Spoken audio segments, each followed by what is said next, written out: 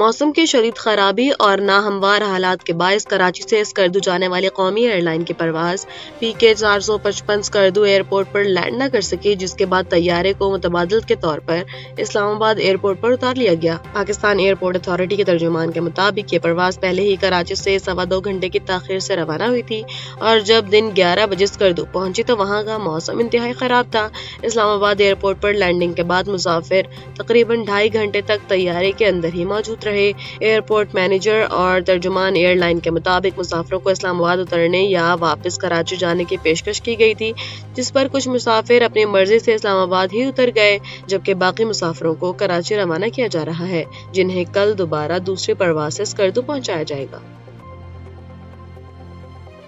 ملک کے مختلف حصوں سمیت اسلام آباد، راولپنڈی اور پشاور اور اس کے گرد و نواح کے علاقوں میں زلزلے کے شدید جھٹکے محسوس کیے گئے ہیں، جس کے باعث شہریوں میں شدید خوف و ہراس پھیل گیا ہے۔ زلزلہ پیما مرکز کے مطابق اس زلزلے کی شدت ریکٹر اسکیل پر 5.4 ریکارڈ کی گئی ہے، جبکہ اس کی گہرائی 215 کلومیٹر تھی اور زلزلے کا مرکز افغانستان میں ہندوکش پہاڑی کا سلسلہ تھا۔ رپورٹ کے مطابق اسلام آباد اور خیبر پختونخوا کے اضلاع سوات، باجوڑ، بنیر، ہنگو، شانگلہ، کوہاٹ، مہمند اور شب قدر کے علاوہ پنجاب کے شہروں ملتان، ڈیرہ اسماعیل خان اور آزاد کشمیر اور گلگت بلتستان میں بھی شدید جھٹکے لگے۔ زلزلے کے جھٹکے اس قدر شدید تھے کہ لوگ کلمہ طیبہ اور استغفار کا ورد کرتے ہوئے خوف کے مارے اپنے گھروں، دفاتر اور دکانوں سے باہر کھلے میدانوں میں نکل آئے۔ برطانیہ کی سیاست سے اس وقت کی سب سے بڑی خبر سامنے آئی ہے، جہاں برطانوی وزیر اعظم کیئر سٹارمر نے اپنے عہدے سے مستعفی ہونے کا باضابطہ اعلان کر دیا ہے۔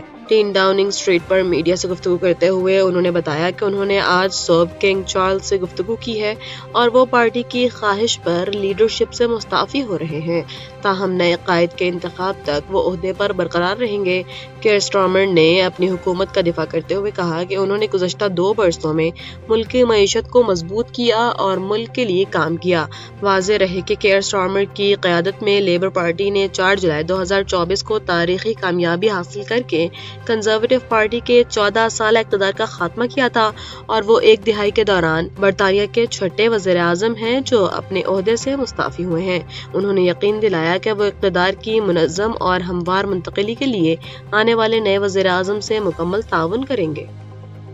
یوکرین کے شمال مشرقی سرحدی علاقے سومی پر روس کے ہولناک ڈرون حملے میں ایک ہی خاندان کے 3 افراد ہلاک اور 3 زخمی ہو گئے ہیں۔ مقامی میڈیا رپورٹس کے مطابق یہ افسوسناک حملہ آج صبح سویرے تقریباً 4:50 پر ضلع شوٹسکا کی زینوبنو روڈ کمیونٹی میں واقع ایک رہائشی گھر پر حملہ کیا گیا۔ روسی ڈرون حملے کے نتیجے میں گھر کے اندر موجود ایک 13 سالہ بچہ، اس کے 36 سالہ والد اور 73 سالہ دادی موقع پر ہی ہلاک ہو گئے۔ حکام کے مطابق اس تباہ کن حملے میں ہلاک ہونے والے بچے کی 31 سالہ ماں، 13 سالہ جڑواں بہن اور 10 سالہ بھائی شدید زخمی ہوئے ہیں، جنہیں فوری طور پر طبی امداد کے لیے اسپتال منتقل کر دیا گیا ہے۔ یوکرینی حکام نے رہائشی علاقے کو نشانہ بنانے پر روس کے اس اقدام کو شدید الفاظ میں مذمت کی ہے۔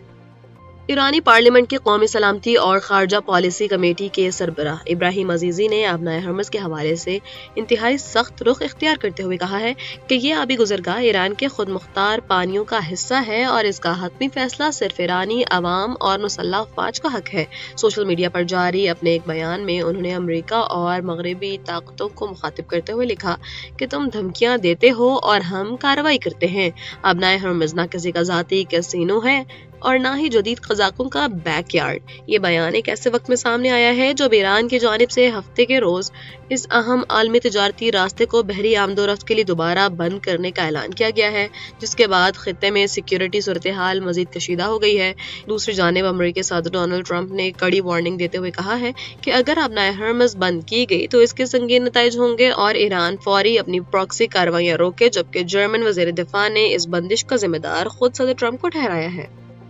حکومت سندھ نے محرم الحرام کی تقدس اور مجالس و جلوسوں کے انعقاد کے پیش نظر 9 اور 10 محرم الحرام کی عام تعطیلات کا باضابطہ اعلان کر دیا ہے۔ صوبائی محکمہ داخلہ کی جانب سے جاری کردہ نوٹیفیکیشن کے مطابق صوبے بھر میں 25 اور 26 جون کو عام تعطیل ہوگی۔ واضح رہے کہ مرکزی رویت حلال کمیٹی کے فیصلے کے مطابق ملک بھر میں یکم محرم الحرام 17 جون کو، جبکہ یوم عاشور 26 جون کو بروز جمعہ کو منایا جائے گا۔ دوسری جانب صوبائی انتظامیہ اور سیکیورٹی اداروں نے محرم الحرام کے دوران امن و امان کی صورتحال کو برقرار رکھنے کے لیے سیکیورٹی کے انتہائی سخت اور خصوصی انتظامات شروع کر دیے ہیں اور تمام متعلقہ اداروں کو شہریوں کی حفاظت یقینی بنانے کے لیے ہائی الرٹ رہنے کی ہدایات بھی جاری کر دی گئی ہیں۔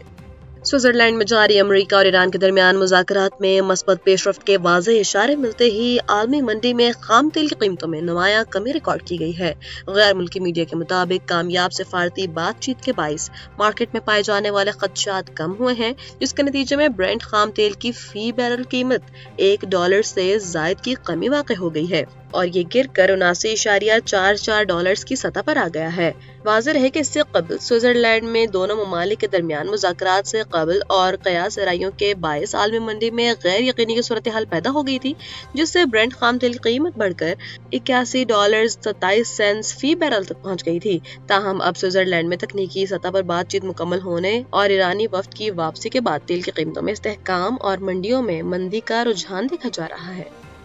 فلپائن کے وسطی خطے کے شہر ٹیکلوبان میں واقع ایک ہائی اسکول میں فائرنگ کے ہولناک واقعے میں 3 افراد ہلاک اور 5 زخمی ہو گئے ہیں۔ غیر ملکی میڈیا کے مطابق یہ افسوسناک واقعہ آج پیر کی صبح تقریباً 9 بجے saint Jose national high school میں پیش آیا، جس سے پورے علاقے میں شدید خوف و ہراس پھیل گیا۔ پولیس نے فوری کارروائی کرتے ہوئے 2 مشتبہ افراد کو حراست میں لے لیا، جن میں سے ایک اسی اسکول کا 15 سالہ 9ویں جماعت کا طالب علم بتایا جاتا ہے، جسے قانون کے مطابق child in conflict with the law قرار دیا گیا ہے۔ پولیس نے دوسرے مشتبہ ملزم کا تعاقب کر کے اسے بھی گرفتار کر لیا ہے اور اس کے قبضے سے حملے میں استعمال ہونے والا اسلحہ برآمد کر لیا ہے۔ ابتدائی تحقیقات کے مطابق فائرنگ کا یہ واقعہ مبینہ طور پر اسکول میں ہونے والے بولنگ کا رد عمل ہو سکتا ہے۔ واقعے کے بعد اساتذہ، طلباء اور والدین کے تحفظ کے لیے اسکول میں پولیس کی اضافی نفری تعینات کر دی گئی ہے اور معاملے کی مزید تحقیقات جاری ہیں۔